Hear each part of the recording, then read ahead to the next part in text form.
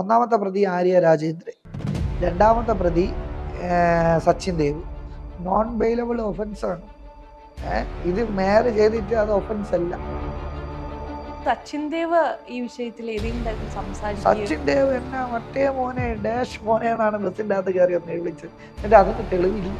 ആ സഹോദരനെ എന്നെ ഡാഷ് ഡാഷ് ഡാഷ് ഡാഷ് മോനെ എന്നൊക്കെ വിളിച്ചു. പാർട്ടി തന്നെ ആര്യ രാജേന്ദ്രനെ മാറ്റി നിർത്തിയിരുന്നു ഈ തിരഞ്ഞെടുപ്പില്.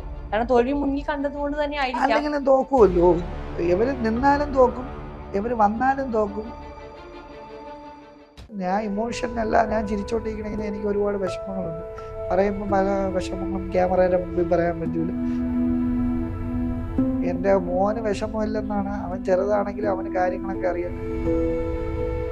അതിനുശേഷം പാർട്ടി ഏതെങ്കിലും തരത്തിൽ ഭീഷണിപ്പെടുത്തുകയോ അല്ലെങ്കിൽ ഇപ്പൊ കേസുമായി വീണ്ടും മുന്നോട്ട് പാർട്ടിയിൽ ഭീഷണിപ്പെടുത്താൻ ധൈര്യമുള്ള ഒരുത്തന്മാരും വരൂല. എന്നെ കൊന്നാലും ശരി തന്നെയാണ്, മുന്നോട്ട് തന്നെയാണ് പോകും. നീ ഇനി സൂക്ഷിക്കണമെന്ന് പല ആൾക്കാരും പറഞ്ഞു. പാർട്ടിയിലുള്ള ആൾക്കാർ തന്നെ സൂക്ഷിക്കണം, ഇവരങ്ങനെ ചെയ്യും, അതുകൊണ്ട് നീ സൂക്ഷിക്കണം, ബി കെയർഫുൾ എന്ന് പറഞ്ഞു. ധീരന് ഒരു മരണമേ ഉള്ളൂ എന്ന് പറഞ്ഞ പോലെ ഒരു പ്രാവശ്യം മരിക്കാൻ ഞാൻ തയ്യാറാണ്. രായാവേ രായാവേ എന്ന് വിളിച്ച് നടക്കേണ്ട കാര്യമൊന്നും. എൻ്റെ 715 വരെ അന്നത്തിലാണ് ഇവർ കല്ല് വാരിയിട്ട്. അപ്പൊ അതിന്റെ ശിക്ഷ ദൈവമായിട്ട് കൊടുത്തോളൂ. ഇനി യദുചേട്ടൻ മറ്റൊരു ജീവിതത്തെ കുറിച്ച് ചിന്തിക്കുമ്പോൾ ഈ കേസ് ഒരു വലിയ പ്രശ്നമായി നിൽക്കും തോന്നുന്നില്ലേ? ഞാൻ പറഞ്ഞത് കോംപ്രമൈസിന് ഇവർ തയ്യാറാണെങ്കിൽ ഞാനും തയ്യാറാണ്.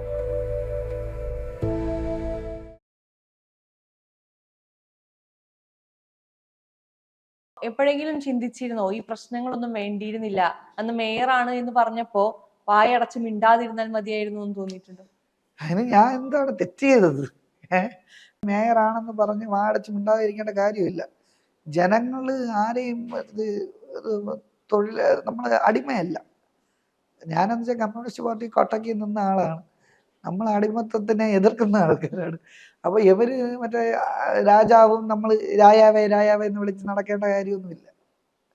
അപ്പം ഏതൊരു പാർട്ടി വന്നാലും ശരി, നമ്മൾ അവകാശമാണല്ലോ എൻ്റെ അവകാശമെന്ന് എനിക്ക് പറഞ്ഞേ പറ്റുള്ളൂ, വേറെ ആരും സംസാരിക്കില്ല. സ്ത്രീപക്ഷം നിന്നേ എല്ലാവരും ചിന്തിക്കുള്ളൂ. ഇപ്പോഴത്തെ ഓരോ കേസുകൾ കണ്ടല്ലോ, ചുമ്മാ മറ്റേ ഓരോന്നിനും മിണ്ടിക്കഴിഞ്ഞ കേസാണ്. പിന്നെ ഒരു ഗാനം എഴുതിയതിന് ആ ഒരു ഇതിൽ രാഷ്ട്രീയപരമായിട്ട് ചിന്തിക്കാതെ ഗാനം എഴുതിയതിന് അവർക്കെതിരെ കേസ്. ഇപ്പൊ എന്നെ ഇത്രയും ക്രൂശിച്ച്, എനിക്ക് മാനസികമായിട്ട് എൻ്റെ കുടുംബത്തിന് എന്തെല്ലാം വിഷമമുണ്ട്. എനിക്ക് സഹോദരിമാരുണ്ട്, സഹോദരനുണ്ട്, സഹോദരൻ്റെ ഭാര്യയുണ്ട്, അമ്മയുണ്ട്, വല്യമ്മ, കുഞ്ഞമ്മ, മക്കളും എല്ലാം ഉണ്ട്. ഞാൻ ഭൂമിയിൽ നിന്ന് പെട്ടെന്ന് മുട്ട പോലെ അങ്ങനെ വളർന്നൊന്നുമല്ല. അപ്പൊ നമ്മുടെ കുടുംബം എല്ലാവർക്കും വിഷമമുണ്ട്. എല്ലാവർക്കും വിഷമമുള്ളത് എല്ലാവരും ഈ പ്രാവശ്യം വോട്ടിൽ രേഖപ്പെടുത്തിയിട്ടുണ്ട്. ഇനി അങ്ങനെ രേഖപ്പെടുത്തുക തന്നെ ചെയ്യും. നീതി കിട്ടുന്നവരെ പോരാടുക തന്നെ ചെയ്യും. ഒരു കോംപ്രമൈസിനും തയ്യാറല്ല. ഇനി ഏത് പാർട്ടി വന്നാലും ശരി തന്നെ, ഇവരെ സപ്പോർട്ട് ചെയ്ത് കോൺഗ്രസ് വന്നാലും BJP ഇവരെ സപ്പോർട്ട് ചെയ്ത് കോംപ്രമൈസിന് വന്നാലും ഞാൻ തയ്യാറല്ല. അപ്പൊ ഞാൻ എൻ്റെ മോനും ഞാനും എൻ്റെ ജീവിതമായിട്ട് ഞാൻ എൻ്റെ 715 വരെ അന്നത്തിലാണ് ഇവര് കല്ല് വാരിയിട്ടത്. അപ്പൊ അതിന്റെ ശിക്ഷ ദൈവമായിട്ട് കൊടുത്തോളൂ. ഇനിയും പറയാനുള്ള കഥയാണ്. ഞാൻ അധികമായിട്ട് സന്തോഷിക്കുന്നില്ല, ദൈവം കൊടുക്കും. അതാണ് എനിക്ക് ഇപ്പോഴും പറയാനുള്ളത്. ഇനി അടുത്ത ഇലക്ഷനിൽ ദൈവം കൊടുക്കും എന്ന് തന്നെ എനിക്ക് പറയാനുള്ളൂ. ഈ പെണ്ണുപിടിയൻ എന്ന് വിളിക്കാറുണ്ടോ ആരെങ്കിലും, അല്ലെങ്കിൽ അത്തരത്തിൽ പെരുമാറാറുണ്ടോ? പല ആൾക്കാരും പെരുമാറിക്കഴിഞ്ഞാൽ അറിയാം. നേരിട്ട് ഇങ്ങനെ പെരുമാറാൻ ഒരുത്തന്മാർക്ക് ധൈര്യമില്ല. ഇങ്ങനെ പെരുമാറിക്കഴിഞ്ഞാൽ അത് എനിക്ക് കായികപരമായിട്ട് ഇടപെടേണ്ടി വരും. എന്നുവെച്ചാൽ എൻ്റെ മുഖത്ത് നോക്കി പറഞ്ഞു കഴിഞ്ഞാൽ അത് ഞാൻ അങ്ങനെ തന്നെയാണ്. എനിക്ക് അങ്ങനെ പ്രതികരിക്കാനുള്ള ശേഷിയുണ്ട്. ഒറ്റയ്ക്കാണെങ്കിൽ പോലും ഒറ്റയ്ക്ക് തന്നെ നിന്ന് ഫൈറ്റ് ചെയ്യുകയും ചെയ്യും. അതാണ് ഇപ്പം നടക്കുന്നത്. ഒറ്റയ്ക്ക് നിന്ന് ഫൈറ്റ് ചെയ്യുന്ന ആരും ഇല്ലല്ലോ. അപ്പോൾ ആരെങ്കിലുമൊക്കെ സപ്പോർട്ട് ഉണ്ടായിരുന്നെങ്കിൽ വളരെ ഉപകാരമായിരുന്നു. പാർട്ടിക്കാരിങ്ങനെ പൊതുവെ പരോക്ഷമായിട്ട് ഒരു നമ്മുടെ കൂടെ ആരുമില്ല. ഈ പറയാൻ ആളുകളുണ്ട്, സപ്പോർട്ട് ചെയ്യണം എന്നൊക്കെ പറയാൻ ആളുകളുണ്ട്, പക്ഷെ കൂടെ ഒറ്റ മനുഷ്യരില്ല. അനുഭവിക്കുമ്പോൾ നീ ഒറ്റയ്ക്കല്ലേടോ അനുഭവിക്കുക. നിങ്ങൾ ഇപ്പൊ പറഞ്ഞില്ലേ ആരെങ്കിലും ആക്രമിക്കാൻ വന്നിട്ടുണ്ടോ? ചാനലിലൂടെ മീഡിയസിലെ കമന്റിൽ നോക്കിയാൽ നിങ്ങൾക്ക് എന്നാ നോക്കാം. ചാനലിലൂടെ കൈരളി TV ഒരു ഇതിൽ തന്നെ എൻ്റെ ഇന്റർവ്യൂവിൽ കൈരളി TVയുടെ വീഡിയോയുടെ അടിയിൽ വന്ന് നോക്കിയാൽ മതി എന്നെ എന്തെല്ലാം പറയുന്നതാണ്. എനിക്ക് ഇപ്പൊ സ്ത്രീകളെ കുറിച്ച് നിങ്ങൾക്കെതിരെ ഒരു വാർത്ത വരുന്നു, നിങ്ങളെ കമന്റിൽ ഞാൻ ഇടയാണ്, അവള് അങ്ങനെയാണ് ഇങ്ങനെയാണെന്നൊക്കെ പറഞ്ഞ് മോശമായിട്ട് കമന്റ് ഇട്ട് കഴിഞ്ഞാൽ നാളെ എന്നെ അറസ്റ്റ് ചെയ്യുന്നു. നിങ്ങൾ പരാതി കൊടുത്തില്ലെങ്കിൽ പോലും. പക്ഷെ എൻ്റെ ഇതിൻ്റെ അകത്ത് വന്ന് അടിയിൽ വന്ന് കമന്റ് ചെയ്തിട്ട് പോലും ഒരു പട്ടിയും ചോദിക്കുകയില്ല. അതാണ് അവസ്ഥ. അത് നമുക്കൊന്ത് നിങ്ങളൊക്കെ ഹാപ്പി ആവട്ടെ. ലേഡീസിന് എന്തെല്ലാം ആനുകൂല്യങ്ങളാണ്. ചുമ്മാ ഇപ്പൊ എൻ്റെ അടുത്ത് താങ്കൾക്ക് വിരോധം ഉണ്ടെങ്കിൽ താങ്കൾക്ക് പറയാം, അയ്യോ അവ എന്നെ നോക്കി പീഡിപ്പിച്ചെന്നെങ്കിലും പറയാം. അടുത്ത് ഇങ്ങനെ ഇരുന്നാലും പറയാം അവ എന്നെ നോക്കി പീഡിപ്പിച്ചത്. പറഞ്ഞു കഴിഞ്ഞാൽ നാളെ ഞാൻ ജയിലിലാണ്. പക്ഷെ ഞാൻ നിങ്ങളെ പറയാണ്, നിങ്ങൾ എന്നെ മാനസികമായിട്ട് തളർത്തി, അല്ലെങ്കിൽ എന്നെ മോശം ചിന്തിച്ചു, അല്ലെങ്കിൽ എന്നെ മോശമായിട്ട് നോക്കി എന്ന് പറഞ്ഞ് എന്നെ പിടിച്ചോണ്ട് പോകും. ആ നിയമവ്യവസ്ഥയിൽ മാറ്റം വരണമെന്നാണ്. ആ തുല്യത എന്ന് പറച്ചിലല്ല വേണ്ടത്, വരണം.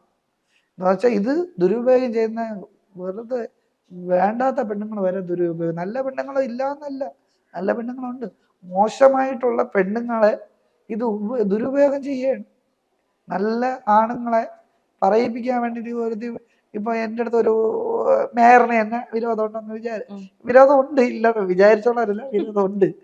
മേയർ നാളെ ഇപ്പൊ മേയറല്ല, ആര്യ, വെറും ആര്യ. മേയർ മനഃപൂർവ്വം പ്രശ്നം ഉണ്ടാക്കാൻ വേണ്ടിയിട്ട്, അല്ലെങ്കിൽ വേറെ പെണ്ണുങ്ങളെയും കൊണ്ട് എൻ്റെ അടുത്ത് വന്നിട്ട് ചുമ്മാ വേറെ ഒരു പ്രശ്നത്തിന് ചുമ്മാ ഇടപെടുമ്പോഴത്തേക്ക് ഞാൻ എന്തായാലും പ്രതികരിക്കും. എൻ്റെ ഭാഗത്ത് തെറ്റില്ലെങ്കിൽ പ്രതികരിക്കും. അയ്യോ ഇവ എൻ്റെ കയറി പിടിച്ചെന്ന, അല്ലെങ്കിൽ മോശമായിട്ട് പെരുമാറിയെന്ന് ജാമ്യമില്ല വകുപ്പ് കേസ് എടുക്കുകയാണ്.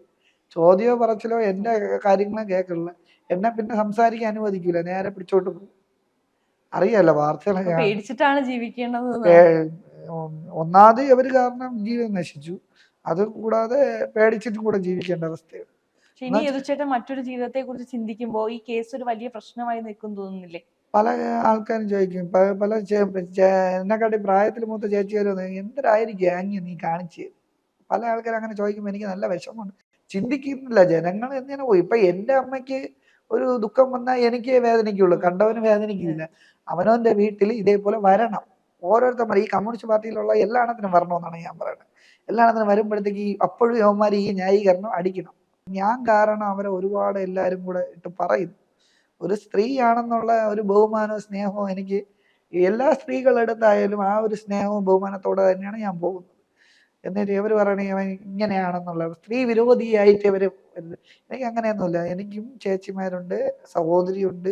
എൻ്റെ ചേച്ചിയുടെ മക്കൾ തന്നെ 10-20 വയസ്സായ പിള്ളേരുണ്ട്. എന്നെ മാമ എന്നാണ് വിളിക്കുന്നത്, ഞാൻ അവരെ മാമനാണ്. അപ്പൊ അവരൊക്കെ ഇതൊക്കെ കണ്ടോണ്ടിരിക്കുകയല്ലേ, അവർക്ക് വിഷമം തോന്നില്ല, അവരെ എടുത്തോണ്ട് നടന്നതാണ്. അപ്പൊ വിഷമം വരുമ്പോഴത്തേക്ക് എനിക്കും വിഷമമാണ്. എന്നെ ഈ പിള്ളേരൊക്കെ ഇങ്ങനെ കാണുമ്പോഴത്തേക്ക് ഭയങ്കര വിഷമമാണ്. അതാണ് പറഞ്ഞത്, നമ്മൾ പറഞ്ഞു തന്നെ കരയേണ്ടി വരും, വിഷമം വരും. അതാണ് ഈ നമുക്കറിയാം, നമുക്ക് ഏറ്റവും പ്രിയപ്പെട്ടവരുടെ മുന്നിൽ നമ്മുടെ ഒരു ചിത്രം മാറുക എന്ന് പറയുമ്പോ, അല്ലെങ്കിൽ ഇപ്പൊ മോൻ വലുതായിട്ട് വരുമ്പോ ഈ കഥകൾ കേൾക്കുമ്പോ ഉണ്ടാകുമ്പോ എന്താ ബുദ്ധിമുട്ടുകളുണ്ട്? അതാണ് ഞാൻ പറഞ്ഞത്. മോനെ പോലെ തന്നെ, മോനിപ്പൊ വന്നേല്ലേ ഉള്ളൂ, മോന് 8 വയസ്സായതേ ഉള്ളൂ. അമ്മയുടെ സഹോദരങ്ങൾ 12 പേരുണ്ട്, എല്ലാ പാർട്ടിയിലും ഉണ്ട്. അതേപോലെ അച്ഛൻ്റെ സഹോദരങ്ങൾ 5 പേരുണ്ട്. അപ്പം അവര് എല്ലാരും ജീവിച്ചു വരുന്നതെല്ലാം നമ്മളെ കുടുംബപരമായിട്ട് എല്ലാരും ഒന്നിച്ച് ജീവിച്ചോണ്ട് നമുക്ക് സഹോദര സ്നേഹവും കാര്യങ്ങളും ഒക്കെ അറിയാം. എൻ്റെ ചേച്ചിയുടെ കൊച്ചിനെ ഞാൻ പൊടി കൊച്ചായിരുന്നു, അവളെ ഞാൻ എടുത്തോണ്ട് നടന്ന ആ ഫോട്ടോ വരെ എൻ്റെ കയ്യിലുണ്ട്. ആ കൊച്ച് ഇപ്പൊ വലുതായി, അവൾക്ക് 22-23 വയസ്സായി. അവളെ എടുത്ത് മാമ എന്ന് പറഞ്ഞ് കാണിക്കുമ്പോഴത്തേക്ക് ആ ഫോട്ടോ ഇപ്പോഴും പിള്ളേർ സൂക്ഷിച്ചു. ആ കൊച്ചു ചാക്കോ അല്ലെങ്കിൽ മാമ എന്നൊക്കെ വിളിച്ച് പറയുമ്പോഴത്തേക്ക് അവര് ഇങ്ങനെ കൊച്ചിനെ കുറിച്ച് ഇങ്ങനെ പറയണമെന്നാ, കണ്ണൻ മാമനെ കുറിച്ച് ഇങ്ങനെ പറയണം. എൻ്റെ വീട്ടിലെ പേര് കണ്ണനാ. അപ്പോൾ കണ്ണൻ മാമനെ കുറിച്ച് ഇങ്ങനെ പറയണമെന്നൊക്കെ പറഞ്ഞിട്ട് ട്രോളുകളൊക്കെ കണ്ടിട്ട് എനിക്ക് അയച്ചു തരും ഇൻസ്റ്റാഗ്രാമിൽ. അപ്പോൾ അവർക്കും വിഷമമുണ്ട്, എനിക്കും വിഷമമുണ്ട്, എൻ്റെ കുടുംബത്തിനും വിഷമമുണ്ട്. എൻ്റെ മോന് വിഷമമില്ലെന്നാണ്, അവൻ ചെറുതാണെങ്കിലും അവന് കാര്യങ്ങളൊക്കെ അറിയാം. മേയറിനെ കിട്ടുമെങ്കിൽ ഞാൻ ഇടിക്കുമെന്നാണ് അവൻ പറയണത്. മേയറൊന്നും അവൻ്റെ ഫ്രണ്ടിൽ അവൻ്റെ സ്കൂളിലൊന്നും അന്നത്തെ ഇപ്പം മേയറെ ഇറങ്ങിയോണ്ട് ആശ്വാസമായി. സ്കൂളിൽ വല്ല പരിപാടിക്കും പോകണമെങ്കിൽ ഇടയ്ക്ക് പറഞ്ഞു, വീണ ജോർജ് എന്ന് പറയുന്ന മന്ത്രിയെ ഞാൻ കണ്ടു കേട്ടാ അച്ഛാ, അവര് നല്ല വെളുപ്പാണെന്ന്, വെളുത്ത ഒരു ആന്റിയാണ്, എൻ്റെ അടുത്താണ് നിന്ന് സംസാരിച്ചത്. പക്ഷെ മേയറിനെ മാത്രം കണ്ടില്ല. മേയറിനെ പ്രതീക്ഷിച്ചിരുന്നു കാണും. അന്ന് ചിൽഡ്രൻസ് ഡേക്ക് എന്തോ ഒരു ഇതുണ്ടായിരുന്നില്ലേ, സ്കൂളിൽ നിന്ന് ഇവിടെ നിന്ന് കബഡിയാറ വെള്ളയമ്പലത്ത് കൊണ്ടുപോയി. അപ്പൊ അതിന് പോയി. അപ്പൊ ഇങ്ങനെ നമ്മള് ഞാൻ ഇമോഷനല്ല, ഞാൻ ചിരിച്ചോണ്ടിരിക്കണമെങ്കിൽ എനിക്ക് ഒരുപാട് വിഷമങ്ങളുണ്ട്. പറയുമ്പോൾ പല വിഷമങ്ങളും ക്യാമറയുടെ മുമ്പിൽ പറയാൻ പറ്റൂല, വിഷമം വരും. നമ്മളത് പുറമേ കാണിക്കാതിരിക്കാൻ ഞാൻ മനുഷ്യനല്ലാതെ ഇല്ല. സങ്കടങ്ങൾ കാണിച്ചില്ലെങ്കിൽ അത് ചേട്ടനെ ബാധിക്കുന്നില്ലെന്നാണ് ബാക്കിയുള്ളവർ വിചാരിക്കുന്നത്. ഇങ്ങനെ ഒരു കണ്ണീര് ഞാൻ മേയറിൽ കണ്ടത് ആ ജോയി എന്ന് പറഞ്ഞ ആള് വെള്ളത്തിൽ വീഴുന്നപ്പോഴാണ് കണ്ടത്. എൻ്റെ ജോലി തകർത്തി, എൻ്റെ ജീവിതം തകർത്തിട്ട് ഇവർ ഒരു തുള്ളി കണ്ണീര് പോലും വിഷമം പോലും വന്നേരാതെ അതിൻ്റെ പിറ്റേ ദിവസം ജോയി എന്ന് പറയുന്ന ഒരു ക്ലീനിങ് ചെയ്ത ആള് അത് വെള്ളത്തിൽ പോയി. അങ്ങനെ വിഷമം ഇവർ കരയിഞ്ഞ് ഒരു വീഡിയോ ഒക്കെ ഉണ്ട്. അതിനുശേഷം പാർട്ടി ഏതെങ്കിലും തരത്തിൽ ഭീഷണിപ്പെടുത്തുകയോ അല്ലെങ്കിൽ ഇപ്പോ കേസുമായി വീണ്ടും മുന്നോട്ട് പാർട്ടിയിൽ പോകാൻ ഭീഷണിപ്പെടുത്താൻ ധൈര്യമുള്ള ഒരുത്തന്മാരും വരൂല. എന്ന് വെച്ചാൽ പാർട്ടിയുടെ മേൽ തൊട്ടൊരു താഴെ വരെയുള്ള കുറെ ആൾക്കാർക്ക് എന്നെ അറിയാം. വരൂല. എന്ന് വെച്ചാൽ വന്നു കഴിഞ്ഞാലും വന്നാലും അവരെന്നെ കൊന്നിട്ട് പോയാലും എനിക്ക് വിഷയമല്ല. പക്ഷെ ഇത് മുന്നോട്ട് തന്നെ പോകും കേസ്. ഇനി പിന്നോട്ടില്ല എന്നുള്ളത്. പിന്നോട്ടില്ല. എന്നെ കൊന്നാലും ശരി തന്നെയാണ്, മുന്നോട്ട് തന്നെയാണ് പോകും. നീ ഇനി സൂക്ഷിക്കണമെന്ന് പല ആൾക്കാരും പറഞ്ഞു. പാർട്ടിയിലുള്ള ആൾക്കാർ തന്നെ പറഞ്ഞു സൂക്ഷിക്കണം, ഇവരങ്ങനെ ചെയ്യും, അതുകൊണ്ട് നീ സൂക്ഷിക്കണം, ബി കെയർഫുൾ എന്ന് പറഞ്ഞു. ഞാൻ പറഞ്ഞു ഓ ആയിക്കോട്ടെ, ഞാൻ കെയർഫുള്ള് തന്നെ. പോയാലും നമ്മളിപ്പോൾ ഇത് ധീരന് ഒരു മരണമേ ഉള്ളൂ എന്ന് പറഞ്ഞ പോലെ ഒരു പ്രാവശ്യം മരിക്കാൻ ഞാൻ തയ്യാറാണ്. എപ്പോഴും എപ്പോഴും കൊല്ലാൻ പറ്റൂലല്ലോ. ഒന്നീ എന്നെ സ്ത്രീ വിഷയത്തിൽ കൊടുക്കും. സ്ത്രീ ഏതെങ്കിലും ഞാൻ മനസ്സാ വാച ഇപ്പം കേട്ടില്ലല്ലോ, എന്നിട്ട് ആംഗ്യത്തിൽ കുടുങ്ങിയില്ലേ, അതേപോലെ കൊടുക്കും. അല്ലെങ്കിൽ ഇതേപോലെ വല്ല ആക്സിഡന്റിൽ പേടിയോടുകൂടി തന്നെയാണോ ജീവിക്കുന്നത്? എന്തിനു പേടിക്കണം? അങ്ങനെ പേടിയൊന്നുമില്ല. ചാവാനുള്ള എന്നായാലും ചാവും. അപ്പം നേരത്തെ ആയിരുന്ന കൊച്ചിൻ്റെ കാര്യത്തിൽ മാത്രമേ എനിക്ക് പേടിയുള്ളൂ. ആകെ പേടിയുള്ള മോനെ വളർത്തണം. അവൻ അച്ഛൻ മോശമാണെന്ന് കേൾക്കണത് എനിക്ക് താല്പര്യമില്ല. അതിനാണ് ഞാൻ ഫൈറ്റ് ചെയ്യുന്നത്. ഇപ്പോ കേസിന്റെ ഒരു അവസ്ഥ എങ്ങനെയാണ്? ഇനി എന്താണ് മുന്നോട്ടുള്ള കേസിന്റെ അവസ്ഥ എന്ന് പറഞ്ഞു കഴിഞ്ഞാൽ ഞാൻ പ്രൈവറ്റ് കംപ്ലൈന്റ് നേരത്തെ പറഞ്ഞു കൊടുത്തായിരുന്നു.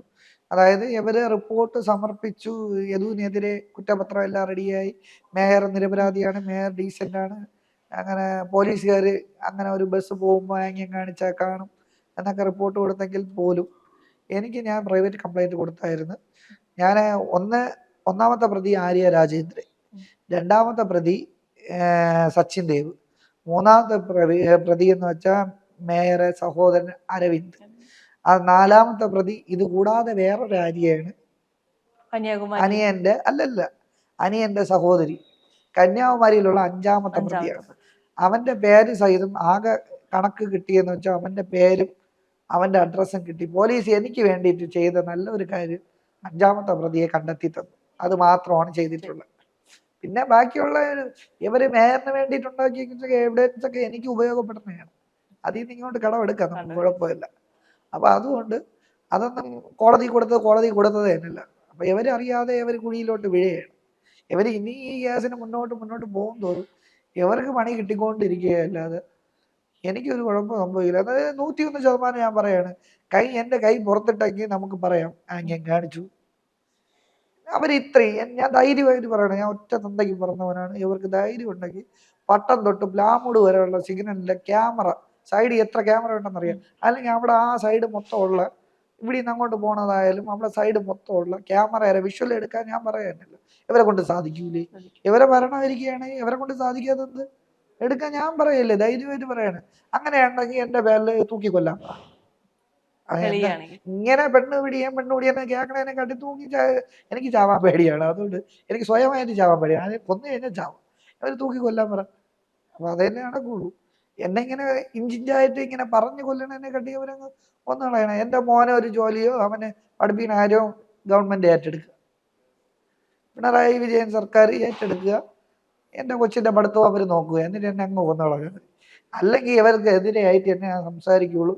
എനിക്ക് പാർട്ടി മൊത്തത്തിലല്ല ഞാൻ പറയണത്, അങ്ങനെയും തിരിച്ചടിക്കരുത്. പാർട്ടി മൊത്തത്തിലല്ല പറയണത്, ഞാൻ മേയറിനെ ഉദ്ദേശിച്ചാണ്, അതായത് മുൻ മേയർ ആര്യ രാജേന്ദ്രനെ ഉദ്ദേശിച്ചാണ്. അവര് എന്നെ അത്രയും മാത്രം അപമാനിച്ചു. അതുകൊണ്ട് സച്ചിൻ ദേവ് ഈ വിഷയത്തിൽ ഏതെങ്കിലും തരത്തിൽ സംസാരിച്ചു? സച്ചിൻ ദേവ് എന്നെ മറ്റേ മോനെ ഡാഷ് മോനെ എന്നാണ് ബസ്സിൻ്റെ അകത്ത് കയറി ഒന്ന് വിളിച്ചത്. എന്നിട്ട് അതിന് തെളിവില്ല. ആ സഹോദരനെ എന്നെ ഡാഷ് ഡാഷ് ഡാഷ് ഡാഷ് മോനെ എന്നൊക്കെ വിളിച്ചു. അതൊക്കെ എനിക്ക് പറയാൻ നാണക്കേടുണ്ട്. പക്ഷെ ആളുകളെ മുമ്പ് വെച്ച് ഇറങ്ങടാ വണ്ടി എന്നൊക്കെ പറഞ്ഞത് കയ്യിൽ പിടിച്ച് വലിക്കുകയൊക്കെ ചെയ്തു. ഞാൻ ഇറങ്ങാത്ത എൻ്റെ ഭാഗ്യം. ഇറങ്ങിയെന്നെങ്കിൽ അവർ ഉടുപ്പ് വലിച്ചു കയറിയിട്ട് പറയും ഇവരെ കയറി പിടിക്കാൻ ശ്രമിച്ചെന്ന് പറയും. നമുക്ക് ഡിപ്പാർട്ട്മെന്റിൽ ഡ്യൂട്ടിക്കിടയിൽ വണ്ടിയിൽ വെളിയിൽ ഇറങ്ങാൻ പറഞ്ഞിട്ട് ഒന്നീ പോലീസ് MVD പോലീസുകാർ വന്ന് വല്ല പ്രശ്നം ഉണ്ടെങ്കിൽ അവർ വന്നാലും മാത്രമേ നമ്മൾ ആ ഡ്രൈവിംഗ് സീറ്റിൽ നിന്ന് താഴെ ഇറങ്ങാൻ പാടുള്ളൂ. ചിലവന്മാരൊക്കെ വന്ന് ഡോറ് വലിച്ചു തുറന്ന് ചീത്തവിളി അടിയൊക്കെ ആണ്. അത് നോൺ ബെയിലബിൾ ഒഫൻസ് ആണ്. ഇത് മേയർ ചെയ്തിട്ട് അത് ഒഫൻസ് അല്ല. ഇന്നലെയും കൂടെ ഒരുത്തന്നെ മൂകാംബിക KSRTC ഷിഫ്റ്റ് ബസ് തടഞ്ഞതിന് യൂട്യൂബിലെ ഫേസ്ബുക്കിലെ കിടപ്പുണ്ട്. അത് നോൺ ബെയിലബിൾ ആണ്. ജാമ്യമില്ലാ വകുപ്പ് പ്രകാരമാണ് കേസ്. ഇവർക്ക് മാത്രം ജാമ്യം കൊടുത്ത് ഇവർ കുറ്റമുക്തരാക്കി ഇവർ MLA എന്നും ക്രെഡിബിലിറ്റി ഉള്ള ആൾക്കാരെന്നുള്ളത്.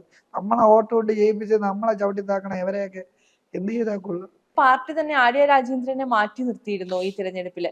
കാരണം തോൽവി മുന്നിൽ കണ്ടതുകൊണ്ട് തന്നെ ആയിരിക്കാം. അല്ലെങ്കിലും തോക്കുമല്ലോ. ഇവര് നിന്നാലും തോക്കും, ഇവര് വന്നാലും തോക്കും. ഇവരെ ഇത് തിരുവനന്തപുരത്ത് മേയർ ഇവരാണെന്നുള്ളത് പതിഞ്ഞു പോയി. ഇവരായിരുന്നു എന്നുള്ള പതിഞ്ഞു പോയി. അതുകൊണ്ട് ഏത് പാർട്ടി വന്ന് നിന്നാലും ബാക്കിയുള്ള പാർട്ടികളൊക്കെ എത്തിച്ച് സജീവമായിട്ട് ഇവരെ തല വെച്ചാണ് ഇത് മാക്സിമം വോട്ട് പിടിച്ചിട്ടുള്ളത്. എന്താണ് ഇത്തരത്തിൽ ചൂഷണം ചെയ്യപ്പെടുന്നവരോട് അതിനെതിരെ പോരാടുന്ന ഒരാളെന്ന നിലയ്ക്ക് ചേട്ടന് പറയാനുള്ളത്?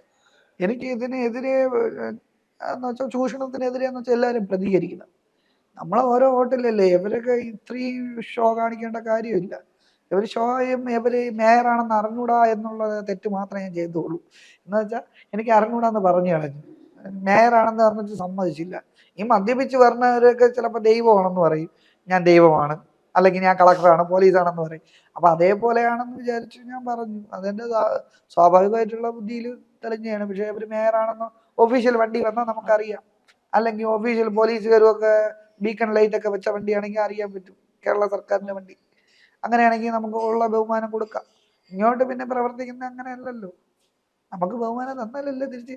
ഞാനൊരു സർക്കാർ ഉദ്യോഗസ്ഥനാണ്, എംപാനലായിരുന്നാലും സർക്കാർ വണ്ടിയിൽ കയറി ഇരിക്കുന്നിടത്തുള്ള സർക്കാരിൻ്റെ ജീവനക്കാരനാണ് ഞാൻ. എൻ്റെ അടുത്ത് സംസാരിക്കേണ്ട രീതികളുണ്ട്, സംസാരിക്കേണ്ട മാന്യത തന്നെ അവർക്ക് മാന്യത കൊടുക്കുമായിരുന്നു. പക്ഷെ അവർ അത് ചെയ്തില്ല. അപ്പൊ ഇനി ഇത്തരം കാര്യങ്ങൾ വരുമ്പോൾ ഞാൻ പറയാന്ന് വെച്ചാൽ ജനങ്ങൾ പ്രതികരിക്കുക.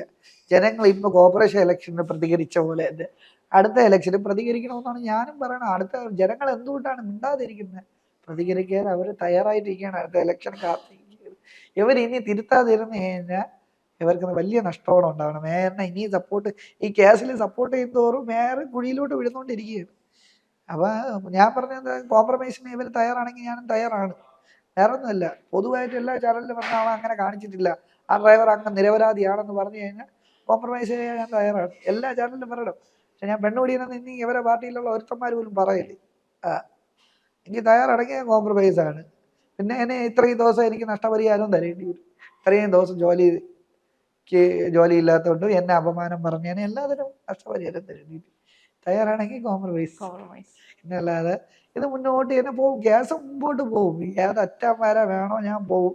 അത് മേയറിന് അറിഞ്ഞൂടെങ്കിലും മേയറിന്റെ അനുയായികൾക്കൊക്കെ അറിയാം. എൻ്റെ കൂട്ടുകാരന്മാരൊക്കെ അവരെ കൂട്ടുകാരന്മാരും കാര്യങ്ങളൊക്കെ ഉള്ള ആൾക്കാരാണ്. അവർക്ക് എൻ്റെ സ്വഭാവം നല്ലവണ്ണം എൻ്റെ കൂട്ടുകാരന്മാരടുത്ത് ചോദിച്ചാൽ തന്നെ അറിയാം. ഞാൻ ഒറ്റയ്ക്കാണുള്ള, ഒറ്റയ്ക്ക് തന്നെ ഫൈറ്റ് ചെയ്യും. തീർച്ചയായിട്ടും എന്തായാലും പോരാടിക്കൊണ്ട് തന്നെ മുന്നോട്ട് പോവുക. സത്യം തെളിയട്ടെ. നമസ്കാരം.